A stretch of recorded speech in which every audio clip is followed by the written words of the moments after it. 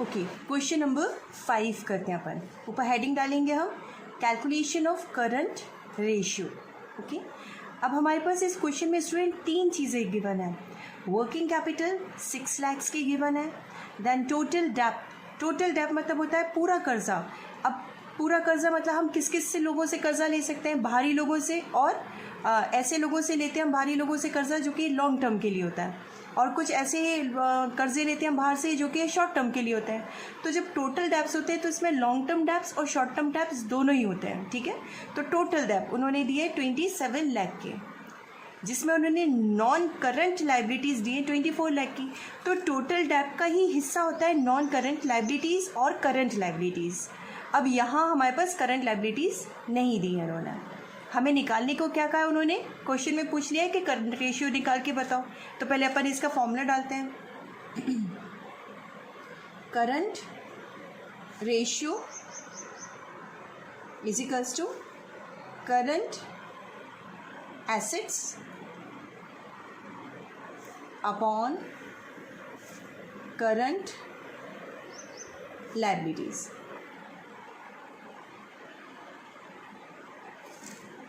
ये हमारा फॉर्मूला है। अब अपन को यहाँ पे देखना है कि हमारे पास ये दोनों चीज़ें होना चाहिए, लेकिन ना तो हमारे पास करंट एसेट्स गिवन है, ना ही हमारे पास करंट लायबिलिटीज़ गिवन है। लेकिन हमें टोटल डेप्ट के थ्रू उन्होंने एक मौका दे दिया कि हम करंट लायबिलिटीज़ को निकाल सकते हैं। तो अपन अब टोटल डेप्ट का मतलब समझते हैं। स्टूडेंट्स, टोटल डेप्ट का मतलब होता है non current liabilities plus current liabilities. जब हम इन दोनों को जोड़ देते हैं तो हमें टोटल डेप्ट मिलते हैं। अब इस क्वेश्चन में टोटल डेप्ट की जगह आपको दिए कितने? 27 लाख। तो अपन यहाँ वैल्यू डाल देते हैं 27 lakh is equals to non current liabilities हमें कितनी दी है? 24 लाख की डाल दी हमने, प्लस अब करंट लायबिलिटीज़ तो हमारे पास है ही नहीं, तो अब हमें निकालना क्या है इस तरह से? Current liabilities. क्या करेंगे?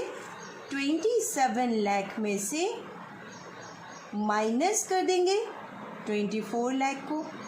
टोटल डेप्ट में से नॉन करंट हमने माइनस कर दी, तो हमारे पास करंट लायबिलिटीज़ आ गई। कितनी आ गई?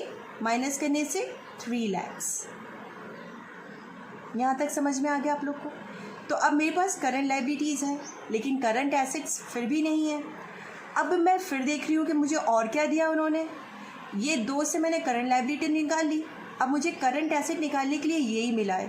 तो अब मैं वर्किंग कैपिटल का फॉर्मूला डालती हूँ। तो वर्किंग कैपिटल का फॉर्मूला क्या होता है? हम लिख लेंगे working capital is equals to current assets minus current liabilities. ये इसका फॉर्मूला हो गया।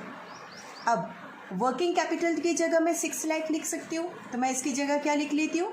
6 लाख इज इक्वल्स टू, मेरे पास करंट एसेट है ही नहीं, यही मुझे निकालना है, और माइनस करंट लायबिलिटी मैंने अभी भी निकाली 3 लाख की। मतलब इतना करंट एसेट मेरे पास रहा होगा जिसमें से मैंने ये माइनस करा तो मुझे 6 लाख मिल गया। ठीक है ना? तो कितना रहा होगा जिसमें से मैं 3 लाख माइनस करूँ तो 6 लाख। तो मैं इसको इस तरह से ले सकती हूँ, current asset is equals to, हम वर्किंग कैपिटल को प्लस कर देंगे करंट लायबिलिटीज़ के साथ, मतलब 6 लाख प्लस 3 लाख। तो हमारे पास करंट एसेट की वैल्यू स्टूडेंट हमने निकाली, कितनी आ गई? Current asset is equals to 9 lakh. ये हमारी वैल्यू आ गई।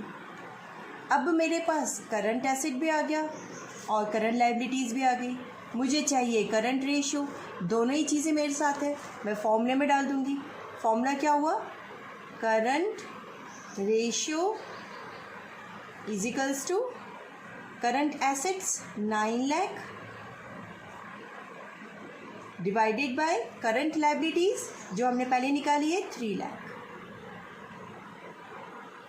जब हम इसे कैंसिल करेंगे हमारा आंसर कितना आएगा?